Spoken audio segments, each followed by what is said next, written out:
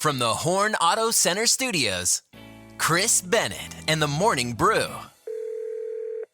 Good morning, it's the Morning Brew with Chris. Who's this? Jan. Jan, the weather man. Holy moly, what do you got going on this Thursday morning? I've got 7 baby kittens, and that's a handful and a half. That's right. So you had a stray cat basically claim you as their owner, and then shortly after, that stray cat had a bunch of kittens. Yeah, 7 of them. 7 of them. Have you been able to find new homes for any of them, or do they not want to move out of the house yet? Oh, yeah, it's too early yet. I'm starting them to eat now,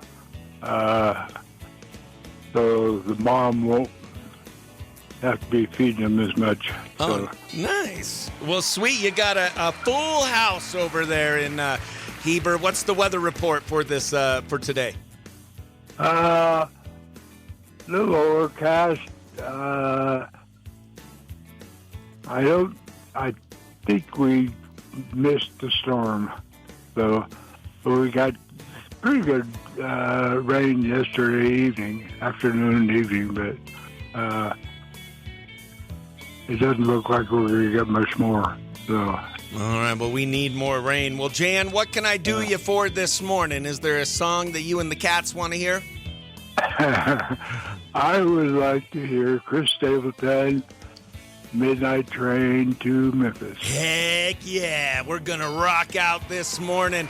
And Jan, stay tuned. A little later, we are going to be having our Country Climb Star of the Week with Pryor Baird from Nashville. He was on The Voice, and I can't wait for you to hear some new music from him. I think you're going to like it. Yeah, I'm looking forward to it.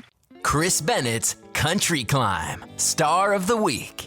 Away originally from Orcutt, California, it's Pryor Baird joining us. Holy moly, Pryor, thank you so much for being on Chris Bennett's Country Climb on Q Country 92.5. How are you doing today?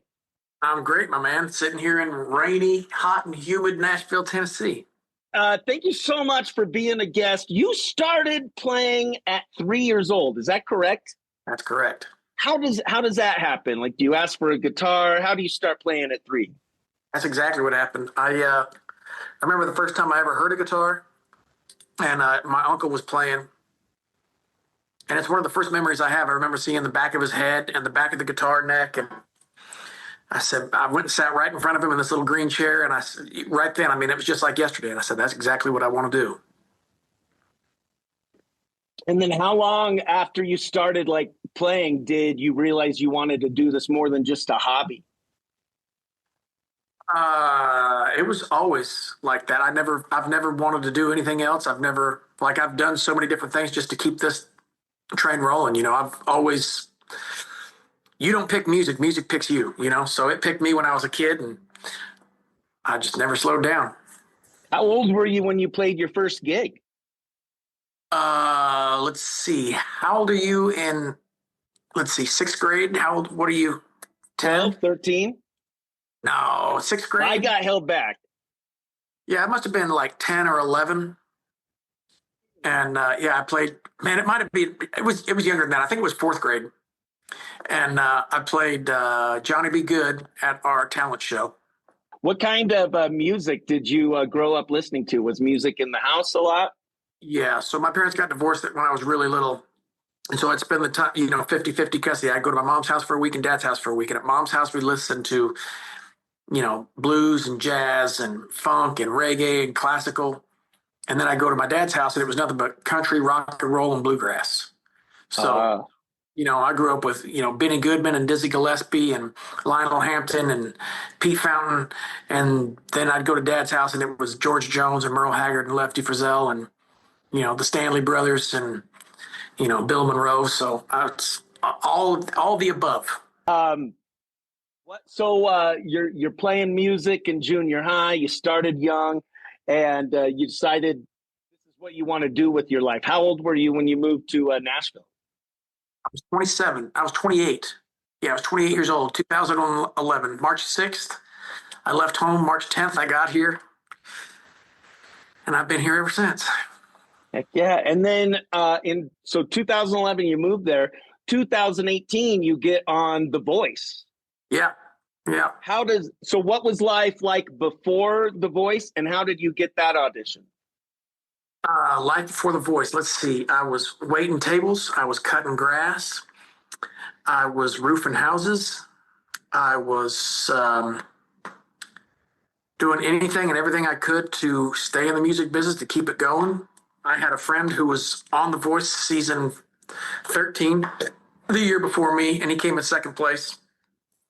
And when you do well on the show, they'll ask you, hey, do you know anybody on the show or, outside that we could bring in here that's talented, And so I got a call from them and said, hey, would you like to audition? I said, sure, I'll audition, but I'm not going to stand in line for, 48 hours. And they said, no, we'll have a private audition for you. So I drove down to Atlanta, and I played at this killer studio down there. I don't remember what it was or what it was called, but it was so fun. And I sang 3 songs, and they said, you want to go to California? I was like, sure.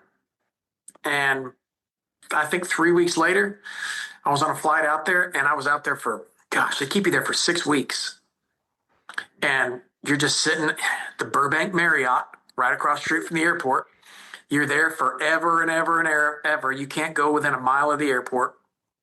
And, man, I sat there and waited, and, you sit by the pool, you work out, you read books, you just waiting for something to happen. And then finally it's your turn to go to the blind auditions. And you're there for, I don't know, 5-6 minutes.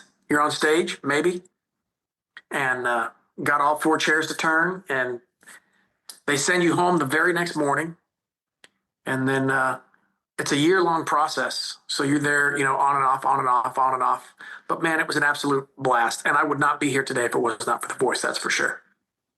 Yeah, what was that feeling like to get all 4 chairs to turn? It was pretty unbelievable. I'll be honest. Like I never really thought of it. Like nobody's gonna pick me. Like this is ridiculous. Right. And all 4 of them turned around. I was like, well, I'll be damned. So it was. It's pretty cool. And I just found out not that long ago. Let's see, it's season 24, I think, that they're on now, and there's only been 25 4-chair turns in the whole season and the whole entirety of the show. So pretty cool. Yeah, and then so you have to go home, and I assume I'm horrible at keeping secrets. I assume you have to keep this a secret that you turned all 4 chairs. Well, you got to keep everything a secret. Like you got to keep the secret that you were on the show, everything. And then do you go back to cutting grass and waiting tables while you're waiting to go back? Oh my gosh, how hard is that? It was terrible. And it was during, I don't know if you've ever been to Nashville or anywhere in the South in the summertime. It's pretty brutal. And I was cutting grass at the Cool Springs Galleria Mall with a push mower, and I had a blower on my back, a push mower, a 55-gallon bucket, and a weed whacker. And the islands that are like in the parking lots? That was my job, man. I had to mow those things every day, and I'd do that from sun up literally to sundown. And then from there I would go wait tables, or I would go, and first I was bussing tables and then waiting tables. And I ran a construction company for a little bit. So I was doing that and re-roofing houses, and that was terrible. So, yeah. Yeah. And meanwhile, you got this huge opportunity waiting for you. And then you're on that national stage. How does that change your life? You probably don't have to go back to mowing grass or waiting tables. Well, I mean, I didn't. Thankfully, I'll never forget where I was. I was at Honor Bar in Beverly Hills, which you're not supposed to go within a mile of the hotel. And Beverly Hills is nowhere near Burbank. And we went over there, and I was sitting at the bar with my buddy Caleb at the time. And I'd had about, 3 or 4 Negronis. And I called my boss, and when he answered the phone, he said, "You're not coming back, are you?" And I said, "No." And I had a company car. I had a company credit card. I had health insurance. I was making great money. And I said, I'm giving it all up, man. I'm going to try and make this thing work. And it's worked out better than I ever even imagined. A lot of cool stuff has happened after the show. Was it last year you got to perform at the Grand Ole Opry? I did January 24th. Yep. Oh my gosh. And how does that come about? And tell us about that experience. Well, what's really cool is I think personally cool is I made a promise to myself when I moved here that I would never go backstage to the Ryman or the Opry until I ever got a chance to go there. And I always wanted to go, and I always wanted to go backstage. And I'd had many opportunities to come and see some people play, and friends of mine, come hang out. And my friend, she's one of the backup singers there. And so I'd been invited, and I was like, I'm not going to do that until it's my turn. And when I got the call from Blake Shelton, and FaceTime me, and they played a joke on me. We were supposed to be there for one of my old manager's birthday lunch. And he's like, since I got you on the phone, what do you think about playing the Opry? And I was like, yeah, right. It's not funny. And then it was a real thing. And I mean, it's a dream come true, to stand in that circle. And I'll never forget, my dad died not that long before then. And it was one of those moments where it's like, this is one of those full circle moments, no pun intended, but to stand in that circle it was unbelievable. Absolutely dream come true. And what was the crowd's reaction? Oh, it was unbelievable. It was a packed house. I got 2 standing ovations. You get to play 2 songs, and it was outstanding. I had lots of family and lots of friends, and even people I didn't know, of course. And yeah, it was a standing ovations, and we had a great time, man. Great party afterwards, and good time. Dude, that gives me goosebumps. 2 standing ovations at his Grand Ole Opry debut. So you've had a lot of ups. And recently I saw on your Instagram, you had some changes happen. Do you want to talk about what changes have recently happened? We talked about the highs. Now let's talk about the nitty gritty. Yeah, big time changes. And I feel like big changes are what make big changes in your life, Mm-hmm. And I lost my record deal, I lost my publishing deal, and I lost my management all in one meeting, all in one day, all at one time. And what's really funny, it was a Tuesday at 3:00. And I used to be in a duo, and we were getting ready to go on tour with some really big acts. And he called me at 2:00 or 3:00 on a Tuesday a few years ago and quit. And I was like, Tuesdays and 3, Tuesday at 3 they're not for me, man. But I lost it all. And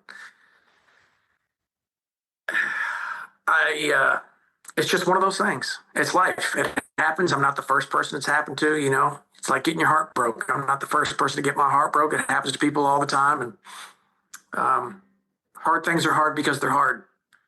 And if this was easy, everybody'd be doing it. So it's like, how bad do you want this? And I've never wanted anything else. So it's dig deeper. And not to mention, I know these things that happen, not just me, but to people in life, like these are where the good things come from. This is where the the sun shines through the clouds, and things get better, but they get worse before they get better, and they get harder. And so this is just the bump in the road, man. Nothing I can't handle. And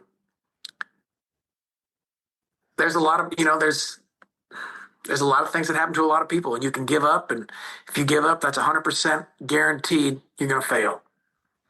And if you just keep going, who knows what's going to happen? So I'm just keep on doing what I've always been doing. It's got me this far so far. So I'm going to keep on with it and see what happens. In situations like this, I've heard of people say you could look at it like, things happen to you or things happen for you.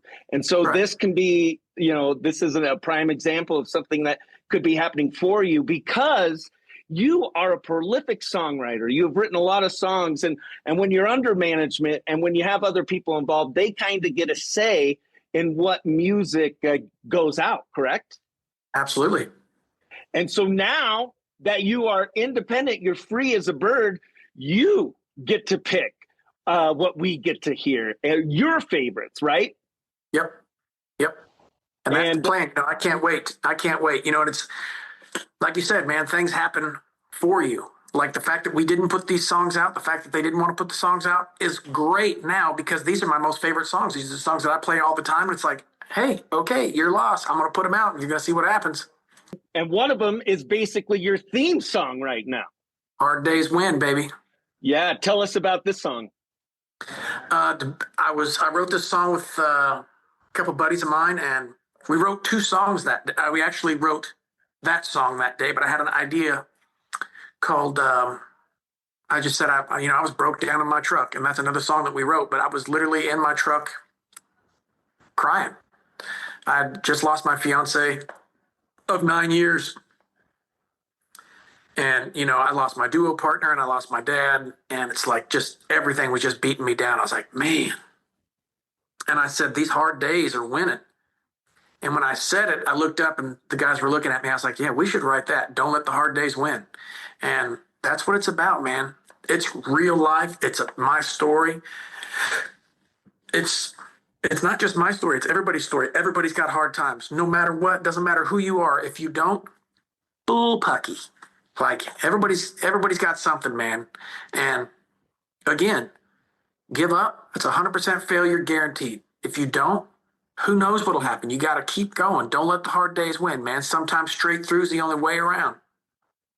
Well, how about we play it here right now on Q Country 92.5 in our small town? I think that's a great idea. Heck yeah. It is an honor for me to introduce to the mountain Pryor Baird with his hit song, Hard Days Win, on Q Country 92.5.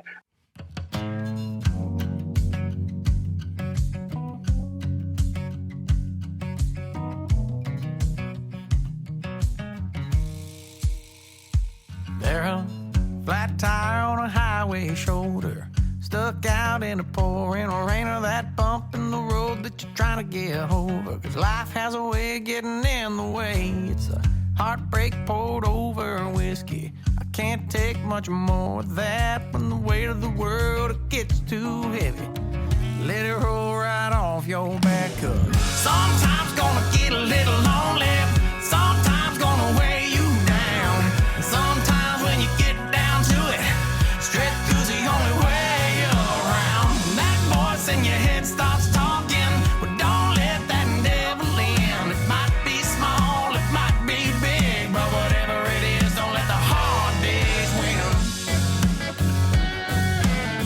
Don't let them hard days win.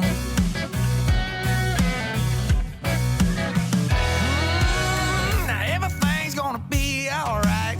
That's what you gotta keep telling yourself. Don't let a storm cloud up your mind. You gotta keep your head up when you're going through hell. 'Cause sometimes gonna get a little lonely, sometimes gonna weigh you down, and sometimes when you get down to it, straight through's the only way around. And that voice in your head starts talking, but don't let that devil in. It might be small, it might be big, but whatever it is, don't let the hard days win.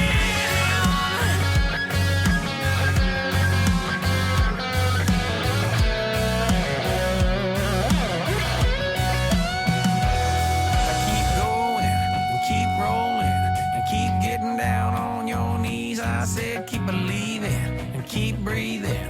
It'll all come round, just take it from me. 'Cause sometimes gonna get a little lonely, sometimes gonna weigh you down, and sometimes when you get down to it, straight through's the only way around. And that voice in your head starts talking, but don't let that devil in. Yeah, it might be small, it might be big, but whatever it is, don't let the hard days win. Don't let them hard days win. Don't let them hard days win. Holy moly! That song is amazing. That was Pryor Baird with Hard Days Win. I love that line. Sometimes straight through is the only way. Right. That's right. Man, I love that song. When will that be available for our listeners to get their hands on? As soon as possible. I got to figure out how to get it all out there and do all the paperwork and get all the legal stuff done so I can get it out there. Heck yeah, I can't wait for it. Let's go ahead and play another one from our new country music best friend, Pryor Baird. This one is Favorite Heartbreak? Is that Favorite Heartbreaker, yeah. Oh, favorite heartbreaker. Yeah. Favorite heartbreaker. Where did this song come from? Tell us a little bit about this story. Oh man, I was fortunate enough to be in a room with Marv Green, who's one of the greatest songwriters of all time, and Drake White, who's a phenomenal artist as well. And the three of us wrote this song, and man, it's just one of those things. You know, sometimes magic happens, man. And this was a magic moment, and it happened, and it's fantastic. I love it. Was this a real person or just a songwriting metaphor? Songwriting metaphor. There is a line in it that is true. There's a girl in my hometown that did get a jean jacket of mine, and I know she still has it. Give it back. Awesome. Well, you know what? Let's fire up another song from Pryor Baird. This one is called Favorite Heartbreaker on Q Country. 2-5. Time to jam again. Oh.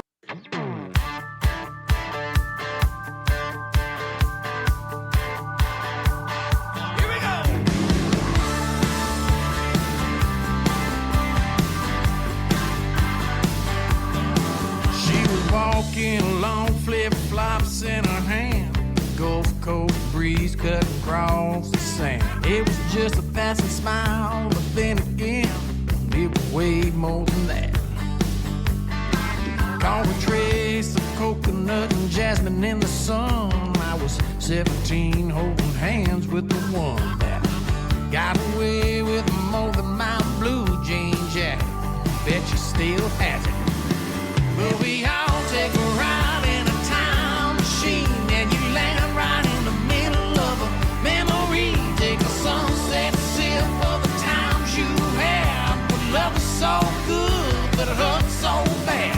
You smile for a minute and shake your head, 'cause you know all about those unanswered prayers. Yeah, we all find the right one sooner or later, but we all have a favorite heartbreaker. Yeah. If some all it takes is a face in a crowd, or the taste or the way tequila goes down. Some it's free falling, a beat up show, bitch Chevrolet. Yeah, she got summertime skin, and I need you on her lips. You don't always remember, but you never forget. Life moves on and the pain of goodbye fades away. Yeah.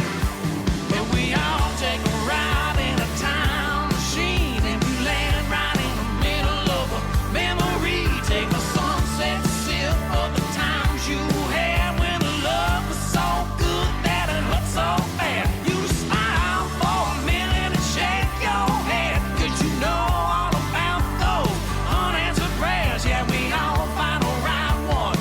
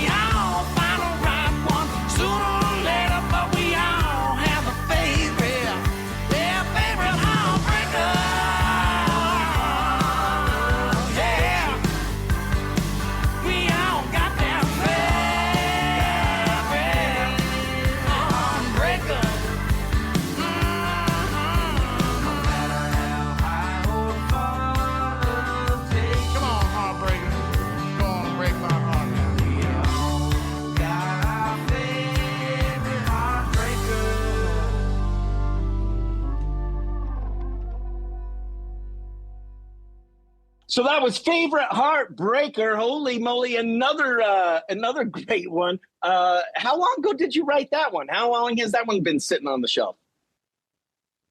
Couple years. Couple of years. Well, I'm glad to get it off the shelf and get a little dust off that bottle. Me too. That's an awesome one. And this is another one. We just need to follow Pryor Baird for all music updates, because you're going to be releasing this stuff and you need our support. That's right. That's right. Absolutely. We have a third and final song. We are talking to our best friend, Pryor Baird. He is an amazing musician out of California originally, but currently out of Nashville. This next one, it's called Good Time, Don't Care. Tell us how this, tell us a little songwriting story about this one. Oh, man, I had this lick, and I played it forever and ever and ever, and I could never find out what it was. And I walked into Seagal with a guy named Chris Dubois, who's phenomenal, and another guy named Lynn Hutton, who's absolutely fantastic. And I said, boys, let's write a song to this. And they said, what about Good Time, Don't Care? And I was like, I love the sound of that. And so we wrote it, and it was just one of those, again, magic happens, man. You know, that's the thing about songwriting. It is magic. And you walk in with just an idea and you walk out with something like this. And I love the song. I play it every night, and it's one of my favorites. And A Good Time, Don't Care, it goes for everybody, because a good time don't care when it happens or where it happens. Well, a good time is going to happen right now, and I don't care. You can't stop it. Here's another one from Pryor Baird. This is Good Times, Don't Care on Q Country 92.5, the only place you could hear this, baby.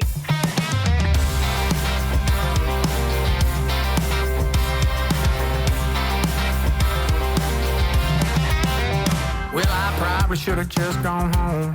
I probably shouldn't be in here. I probably shouldn't shoot tequila, y'all. I probably ought to stick to beer. I probably shouldn't done this cigarette. What the hell? Give it here. Yes, I know I quit 6 months ago, but a good time don't care. Well, I probably ought to slow my roll. I probably ought to close my tab. Probably shouldn't run my mouth, y'all. I probably ought to call a cab. Probably shouldn't ask that girl to dance, 'cause that's her boyfriend over there. Yeah, it is. And I can see that he's a little bit bigger than me. Oh, but a good time don't care. No, it don't care if I wake up hurting with my jeans and boots stay on long. It don't care if I'm late to work. All my hard-earned money's gone. I can shoot out the lights, start a fight, spend the night locked up in a jail somewhere. Yeah, 'cause a good time don't care. Now I probably ought to eat a little something, and I probably ought to just sit down. But they're starting up karaoke, y'all. I probably shouldn't sing right now. But I just checked that song list out, and I'll be damned if they got the chair. Living on a prayer, and I'm pretty sure I'm slurring my words. Y'all, but a good time don't care. No, it don't. No, it don't care if I wake up hurting with my jeans and boots stay on long. It don't care if I'm late to work. All my hard-earned money's gone. I can shoot out the lights, start a fight, spend the night locked up in a jail somewhere. Y'all, 'cause a good time don't care. Come on.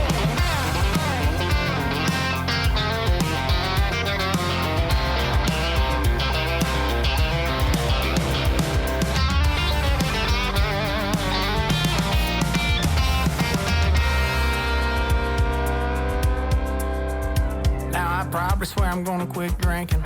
Probably gonna change my mind. 'Cause when I go out next weekend, y'all, that's the thing about a good time.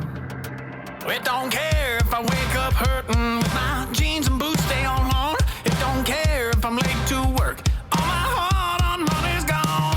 I can shoot out the lights, start a fight, spend the night locked up in a jail somewhere.